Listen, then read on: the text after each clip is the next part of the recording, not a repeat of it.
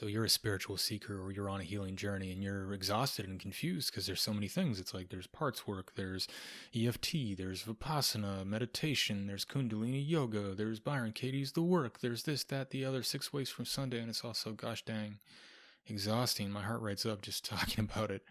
So how do we sort through this mess that is presumably trying to help us in this shared intention of reducing suffering and increasing joy and clarity? Well, let's try to do that together in this conversation. Let's see if we can sort it out. So, where to begin?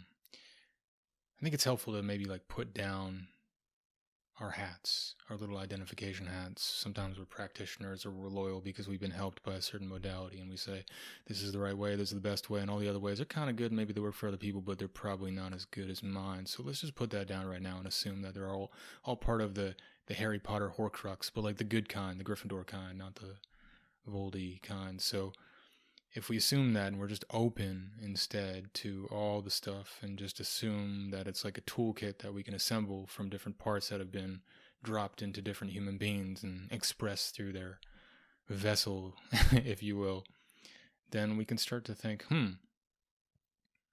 maybe there's a puzzle that I could put together between them that's good for me, because you're not going to do 100 different things, and maybe you have, but eventually you're going to settle on 2 to 3 things. So I would say that's probably a good place to start. Maybe there's 2 or 3 main tools or modalities or what have yous that are going to work consistently for you that you can stick to, because a lot of teachers will say you have one true path and you want to stick to one thing, and maybe they're charging you on a subscription basis, who knows. But in any case, you want to see if you can diversify your portfolio a little bit, at least as an experiment, and see what works for you. But then the question is, how do I do that? Because if I do parts work, maybe I get caught in my head. And if I do somatic work, maybe I'm in my body, but I don't feel fully psychologically seen and whole and put together. So one of the ways we could break it down is top down versus bottom up. There's lots of things that start from the top, CBT, parts work, and there's lots of things that integrate both, maybe EMDR, EFT. There's lots of things that are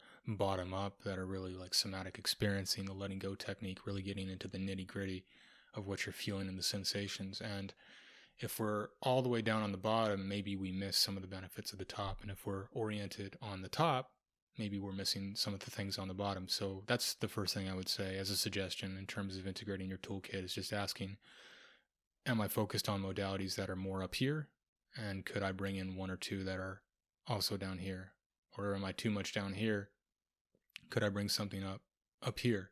For example, I recently started with IFS and parts work, and I found it super helpful because even though I was really deep into somatic experiencing, I found there were specific parts of me that needed a voice, needed to speak, needed to be identified and dialogued with. And once I did that, the somatic experiencing had a lot more clarity behind it.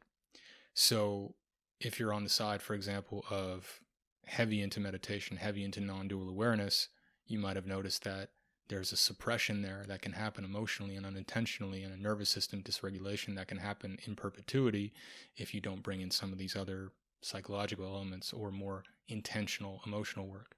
And so think about how to balance out that toolkit, explore different modalities, experiment with them at a pace that works for you, and then settle into the one that seems to work for you best, and maybe have a couple on the side that you work in to find that balance and consistency. Like you're assembling your own team of Avengers, but there's a couple main ones and then a couple featured ones or something like that. So I would love to hear what it is for you.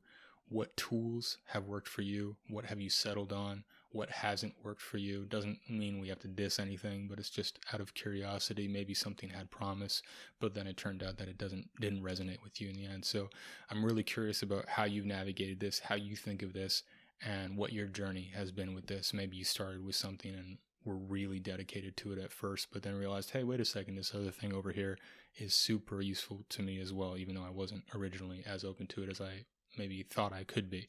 So drop a comment, let me know. I would love to have a dialogue with y'all on this.